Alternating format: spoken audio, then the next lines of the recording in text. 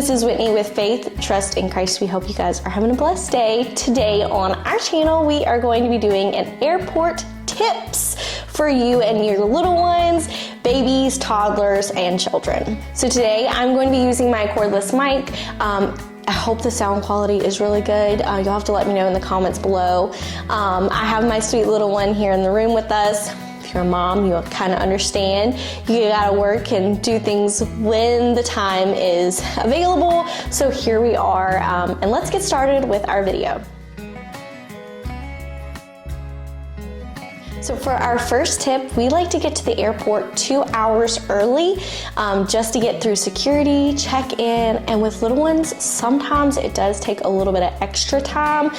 Having 2 hours at least gives you like a buffer in case you are one, running late, two, those lines are long. So we like to have 2 hours at least. So our second tip is making sure that you have the proper identification. In 2025 in our state, they are changing it. We used to be able to fly with just the birth certificate, but now they want either a child ID or a passport. So please make sure, double check wherever you're flying. Make sure you have that proper identification for you and your little one. So our third tip is to dress your little ones in comfy clothes while traveling. Now that may sound common sense, but no one likes to travel in like scratchy, itchy, dressy clothes.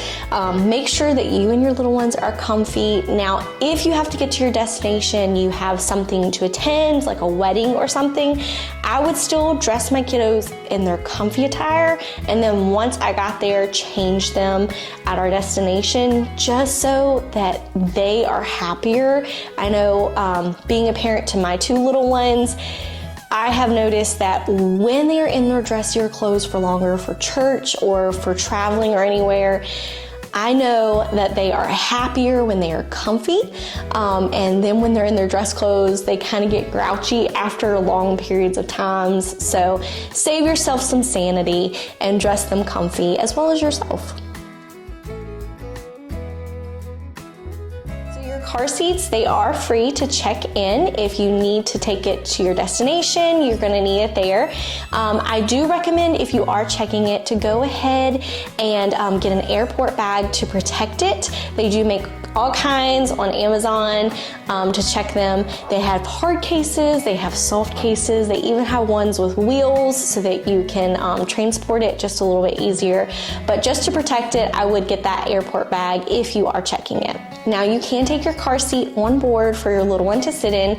Now if they are under the age of 2, they don't always necessarily need an airplane ticket, but if you would like for them to sit in their car seat, they will need an extra airplane ticket, and you will have to purchase that ahead of time. Now if you are renting a car, you can rent a car seat through the rental car company. You will just need to let them know ahead of time. I personally do not recommend that. I personally recommend checking your car seat and bringing it with you, the one that you feel your child is going to be safe in. If you would like to watch that video of me sharing my thoughts on renting a car seat, I will have the link at the end. I personally just don't recommend it. Just bring your own that you feel safe with your little one in, and you can still rent your car, just don't rent those car seats. Now, if you are going to Walt Disney World and you are using nearest transportation, you don't need to bring your car seat. They can just sit on your lap on the bus or sit beside you in the seat, but you do not need a car seat. So security with your little ones. Most TSA agents and security take their time. They don't rush you. I will say Orlando TSA agents are honestly my favorite. They are the sweetest. They don't rush you. I feel like they just take their time. They don't push you through. They're really kind, and honestly, probably my favorite out of all the airports when I have traveled with my little ones. So most TSA agents have you keep your little one's shoes on. I have had places where they ask me to take their shoes off, which is perfectly fine. I do honestly dress my kiddos in shoes that they can easily take on and off themselves. My kiddos are 4 and 6, so they can do that if they need to, but most of the time they do allow us to keep their shoes on. Now, as an adult, you probably will have to take your shoes off unless you have that TSA pre-check. Now, if you have a refillable water bottle, you can take it with you on the airplane, but it will need to be empty while going through security. So we just honestly leave them empty, and then once we are through security, we go ahead and refill them at the water bottle station or pick up some water at the quick service. Now, if you are traveling with your baby or infant, you can take breast milk or formula, but when you are going through security, they are going to test it with like a little strip. It does not harm the milk at all. They're just going to test it before you can board the airplane. So your strollers, they are free to take. You can check them. I personally do not recommend it just because I love airport staff, but sometimes they are a little rough. We have checked ours in the past. I won't check them again, but I will take our stroller on the airplane. I will just take it through security, and at security, they will just wipe it down, make sure everything is safe, and then you can just push it right on through. And then once you get to your gate, you will just need to pick up a little gate tag and they will check it for you. Now, I will say everywhere we've been, we do have to fold it down before we get on the plane, and then when we get off, it will be at your final destination and meet you at your gate when you're getting off. And then sometimes it is unfolded, but a lot of times ours is not. Ours is a little tricky with folding it, but it will meet you at your destination. So bathrooms. Make sure you take your little ones to the bathroom before and after the flight, as well as yourself. You need to take care of yourself as well. But a lot of airports now offer companion restrooms. These are really nice for families. It gives you a little bit more room with the bathroom. Now, I will say if you have a baby and they aren't potty trained yet, go ahead and change them before. I honestly used to do nighttime diapers on them just because it lasted us a lot longer if we had a longer flight, or if something happened and we were stuck on the airplane a little bit longer. Those nighttime diapers got us a little bit longer and we didn't have to change them as frequent. So my personal potty training hack, if you are not a family and you want to skip this part, you are welcome to skip on to the next section.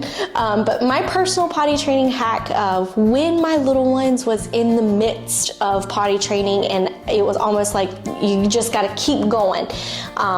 We would take and put their undergarments on them and then put a pull-up over top of them if we were going out of the house.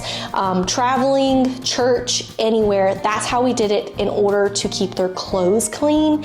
It helped contain a lot of the accidents if they did have an accident. So that's a personal potty training hack from me to you mamas or fathers. So take that with what you will. Another tip for you families is once you get through security and you find your gate, find an out-of-the-way spot, a corner where you're not disturbing families, and just let your little ones be free, get their wiggles out, play a game, just be a kid before they do have to go and sit in an airplane seat for a little bit of time. That just helps my little ones, and it might be helpful for you and your family.